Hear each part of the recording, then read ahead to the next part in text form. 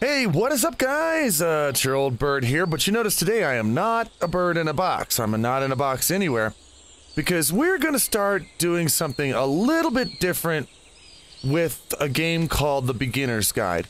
And that doesn't mean that we're going to do it with all the other games, just with this game for now.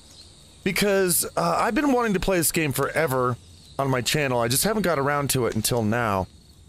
But this game is developed by the same person that developed the Stanley Parable, which I thought was a brilliant game. This is the successor to that.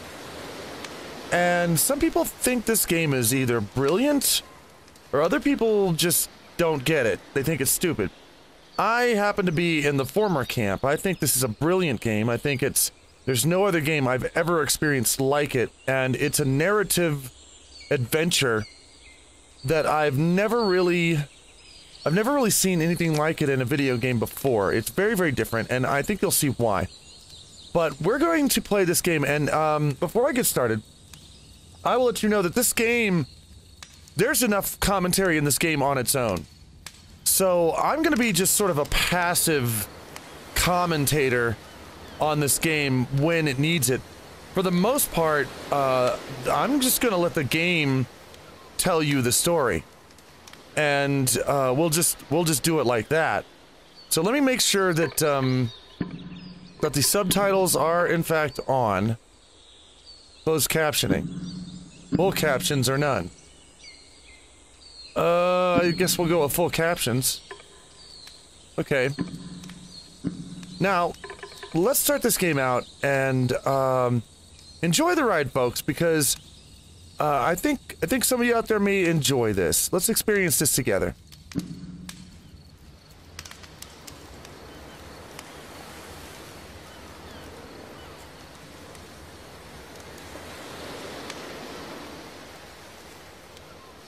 There's, oh well. Yes, the audio's on and we have the obvious controls, so... Hi there. Thank you very much for playing The Beginner's Guide. My name is Davey Reedon. I wrote The Stanley Parable. And while that game tells a pretty absurd story, today I'm going to tell you about a series of events that happened between 2008 and 2011. We're going to look at the games made by a friend of mine named Coda. Now, these games mean a lot to me. I met Coda in early 2009 at a time when I was really struggling with some personal stuff, and his work pointed me in a very powerful direction. I found it to be a good reference point for the kinds of creative works that I wanted to make. So just to start you off, this is, I think, the first game he ever made. It's a level for Counter-Strike. You can walk around here, by the way. And mostly it's just Coda learning the basics of building a 3D environment. What I like is that even though he starts from the simple aesthetic of a desert town, he then scatters these colorful abstract blobs and impossible floating crates around the level. And of course, it destroys the illusion that this actually is a desert town, and instead this level becomes a kind of calling card from its creator. It's like a reminder that this video game was constructed by a real person. And it kind of makes you wonder, what was going through his head as he was building this? This is what I like about all of Coda's games. I mean, not that they're all fascinating as games, but that they are all going to give us access to their creator. I want us to see past the games themselves. I want to get to know who this human being really is. And that's exactly what we're going to do here. So, it's 2008, Coda starts making these games, and he never releases any of them. He doesn't put them onto the internet, he just makes them and then immediately abandons them, and they sit on his computer forever. And I think he really understood this image of himself as a recluse. At one point, he jokingly renamed his computer's recycling bin to Important Games Folder. So, you know, this was just how he worked. He tended to crank them out one after the other without even really pausing to try to understand what he had just made, until suddenly one day, he just stopped. In 2011, that was it. He made his last game, and then he hasn't made another one since. And that's why I've taken this opportunity to gather all of his work together, is because I find his games powerful and interesting, and I'd like this collection to reach him, to maybe encourage him to start creating again. And if the people like you who play this also happen to find his work interesting, then I'm sure it'll just send that much stronger of a message of encouragement to Coda. So thanks for joining me on this. If you have a particular interpretation that I haven't mentioned here, or if you just need to get in touch, you can email me at daveywreden@gmail.com. Okay, that's about it for introduction. Let's take a look at Coda's first proper game. As each game is loading, I'll show you the date that it was completed. This first one was made in November 2008. Funny thing is that's really that's actually his email and that is actually the voice of the creator of this game as well. And he's going to take us he's going to talk to us a little bit about this guy named Coda, and he's going to do it through the use of a video game. Very, very interesting story. I think Warning. Whisper machine active. Shift destruction imminent. This game is called Escape from Whisper, and it's one of the more generic games you'll see from Coda.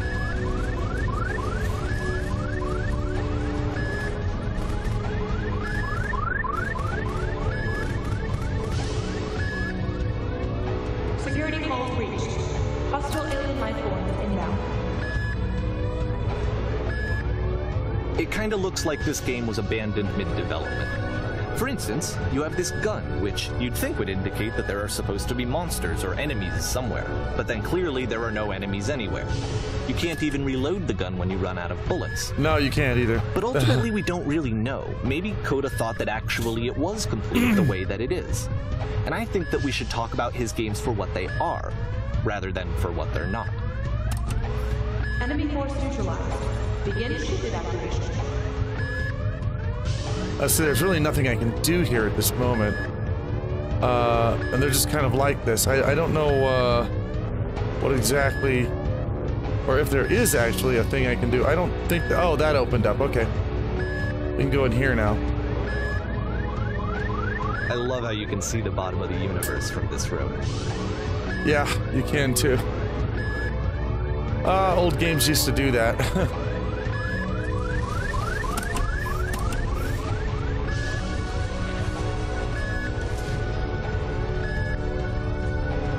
Apparently this space station has a labyrinth on it. Sure, I don't know.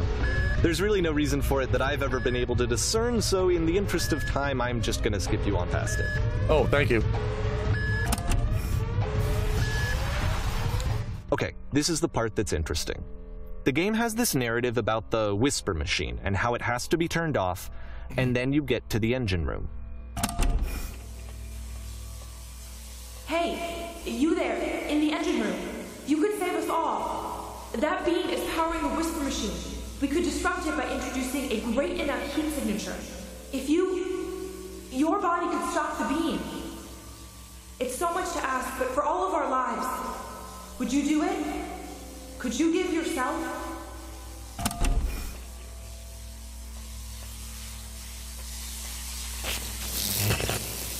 Let me pause here for a second.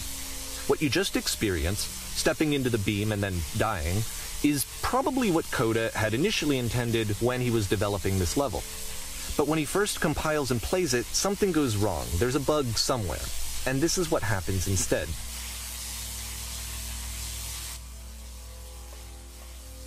Okay, we're gonna try this again. This is the bugged version.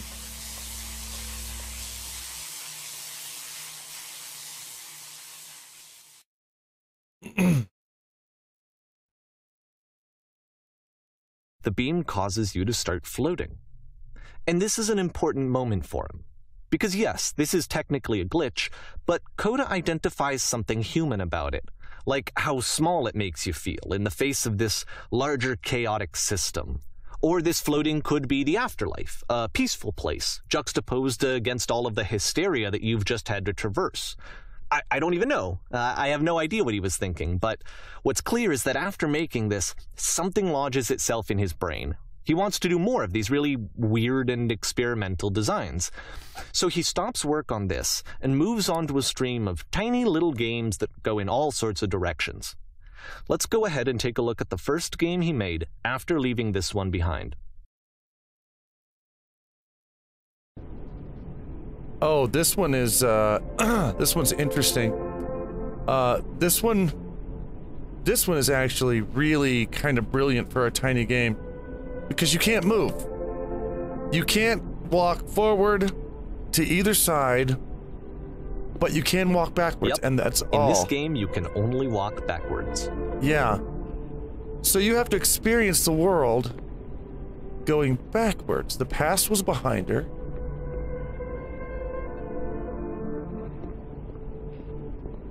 Oh. So it's a short and relatively minimalist experiment combining motion and narrative. It is less advanced than the previous game, but actually it seems to be more focused, more complete. Code is trying to give it a unique voice rather than simply basing it on a pre-existing trope. But the future could not be seen. Why does the future keep changing? Can I go over this way? It becomes clearer.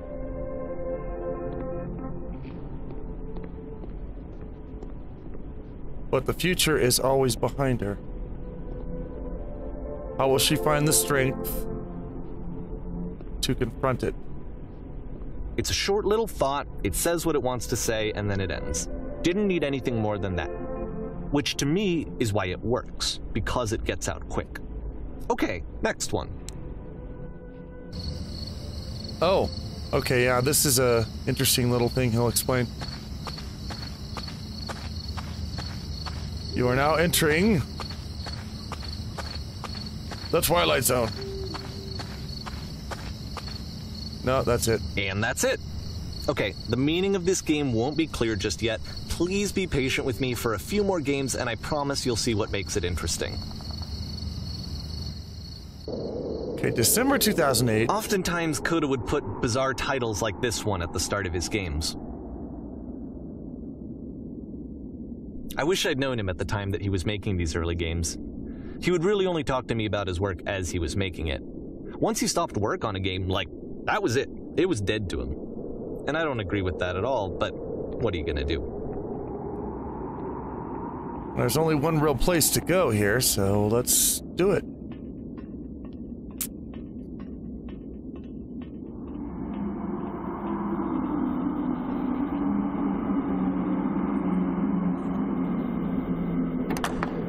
Once you've been slowed to an absolute crawl, the door at the top of the stairs opens.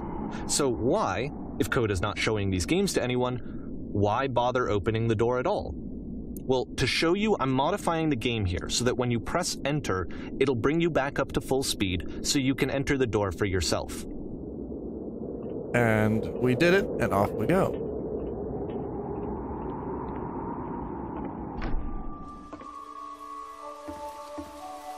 Stand on X, stare at a bear for 3 hours. Game filled with chains, except one chair is floating.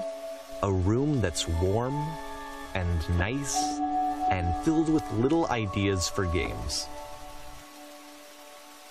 A key in one game unlocks a door in a completely separate game. Coda would often tell me that he didn't mind if people thought of him as cold or distant. He said that he knew that he was actually a vibrant and compassionate person, but that it takes time to really see that. It can be a very slow climb to get there. The game is nothing but a giant block of text explaining what happens. Yep. We switched games.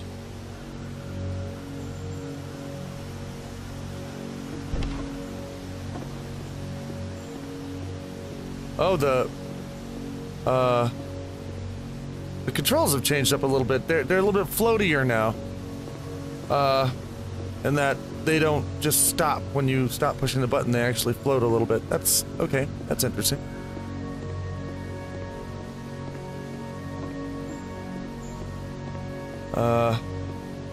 Oh. Well, this is new for Coda. It's an actual puzzle. Go ahead and see if you can solve it. Oh, I know how to solve it already, so. Gotta open this. But the other door won't open until this door's closed, so what you have to do is you have to hit this again and go through. Now, Don't forget that solution, because we're going to see this puzzle again soon. We're gonna see it a lot. 3 dots on the wall. I find this to be very interesting as well. We'll be seeing that more often. But, for now, I'm just gonna go through the levels as he asked, and we're gonna look at them, we're gonna analyze them a bit, and listen to what he says about them. That seems to be it, right? You walk down a corridor, you solve the puzzle, you get to the end. Simple enough. Alright, now I'm going to modify the game again, so that when you press enter, it'll remove all of the walls from this room. Okay, here we go. Look at all that. It's a maze that you can never get to. There was more to it than we had any way of knowing. I actually find it funny that this game comes after the Stairs game, since they essentially convey the opposite idea. So, in the Stairs game, a dull exterior concealed a rich interior. And then, in this level, a dull interior hides this fantastic outer world. Either way, I think that the point is the same, is that most of the time you don't get to know what you're missing, or even that you're missing anything. That's not your role as a player. So if your role here is not to understand, then what is it? Very good questions. January 2009 we're at now. Oh yeah, you can't go off either way. Now exiting. Aha. So, this, combined with the entering game from earlier, tells us that Coda believes his games are connected somehow. It could even be that the Stairs game and the puzzle game are literally connected in between this and the entering game. There's a bigger picture that all of his games are meant to play a role in, some larger meaning that we won't be able to grasp until we've seen all of them. And once we have, we can step back and start to understand what exactly that bigger picture is. March 2009. Great and lovely descent.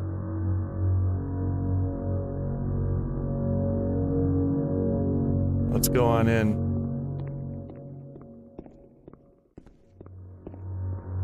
Let's talk about video game development for a second. Every video game runs on what's called an engine, which determines what the game can and cannot do. So in other words, the engine is a set of tools for game development. To make all of these games, Coda is using an engine called Source. Like all engines, Source has certain things that it does well, and it has certain things that it does poorly. One of the things that it does very well is boxy linear corridors. That's why so many of Coda's games are set in these large, flat, empty rooms, is just because he's working with what the engine does well. Can I go in here? The tools available to the creator shape what kinds of creative work they're going to end up making.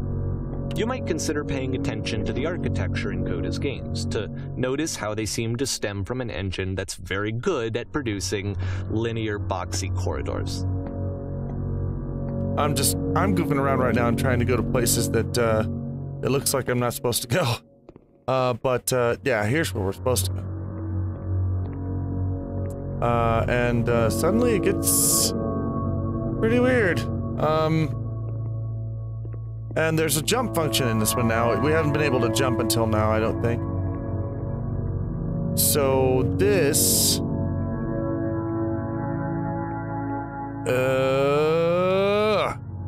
no fall damage, thank goodness. I do love the soundtrack in this game also, by the way. Oh,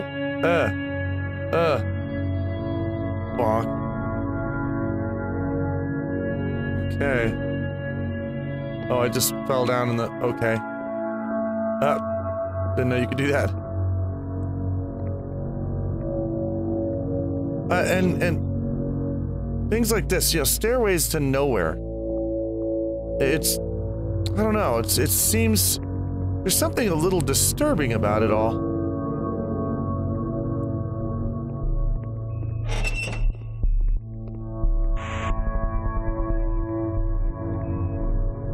Oh. We gotta go this way. Oh,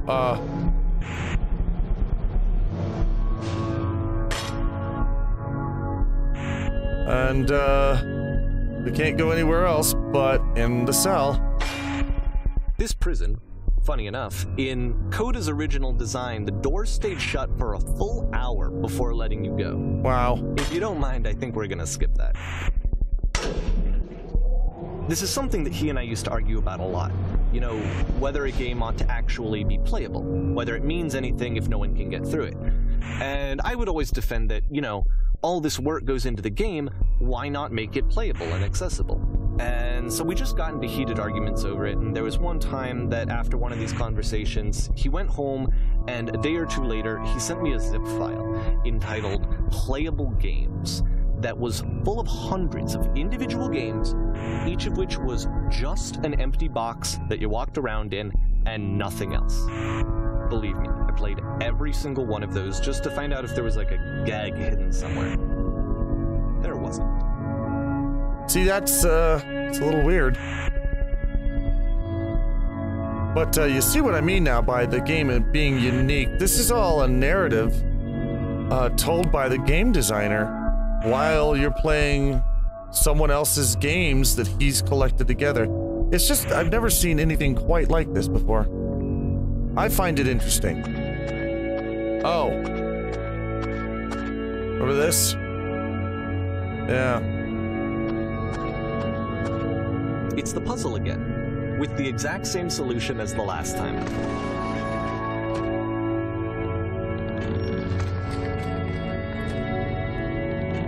There's still no clear indication of what makes this puzzle so special that Coda is going to return to it over and over. But I promise I'll share with you my interpretation very shortly. What's out the window, I wonder? Anything? No. Same, end of the universe is out there, though. Okay. So, this so far is we're kind of taking a trip into the mind of a game developer, being hosted by another game developer.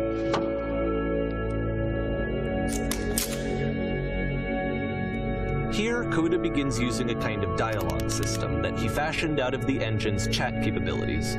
Use the 1, 2, 3 buttons on your keyboard to respond. Okay, you there. Did you come from up above? What was up there? Yes, it was an enormous prison I spent hours in.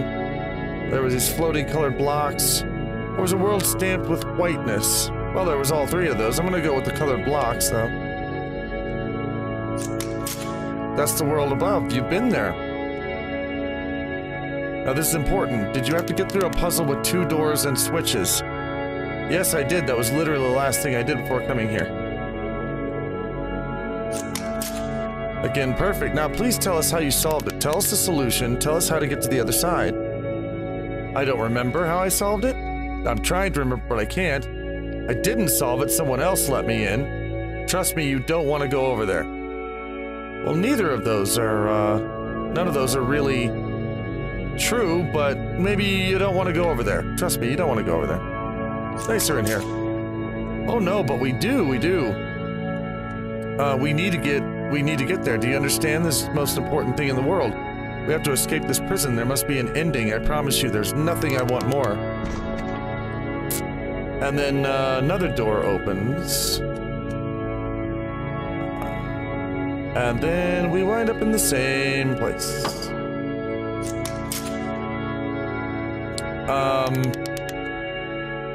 Oh, different answers this time. Hello, how'd you get here? Was there a puzzle you had to pass through? Yes, would you like to know how to solve it?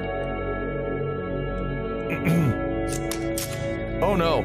We actually find the black space between the doors to be far more interesting. Have you seen it yet? Why would I care about the space between the doors? Actually, now that you mention it, I remember feeling strange as I passed through it. Yeah, I did. Don't think too hard about it. You'll see it again soon.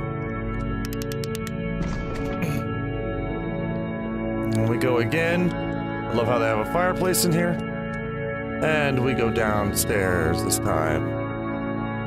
I don't know if there's any set of right or wrong answers that you can ask them before it lets you go. But I'm pretty sure... So we make one last descent down to the final floor of the level. I'm pretty sure you only have to go through that twice and then they just open this for you. That doesn't seem to be different, depending on what you say.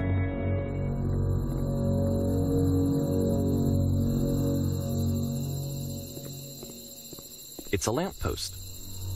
Okay, I can't tell you quite why, but for some reason Coda fixates on this lamppost. It's going to appear at the end of every single one of his games from here on out. I'll tell you what I think. I think that up to this point, you know, he's been making really strange and abstract games with no clear purpose, and maybe you can only float around in that headspace for so long. Because now he wants something to hold on to. He wants a reference point. He wants the work to be leading to something. He wants a destination, which is what this lamppost is. It's a destination. We're going to see it in the work as well. His games are just going to become a lot more cohesive, a lot more fully developed, with more of a clear idea behind them. And as we go, that idea will get clearer and clearer and clearer.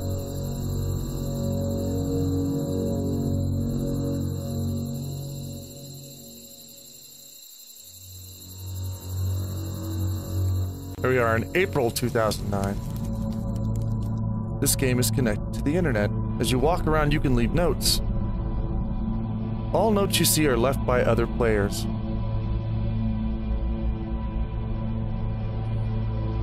Well, guys, let me tell you. I think I'm going to end this for now.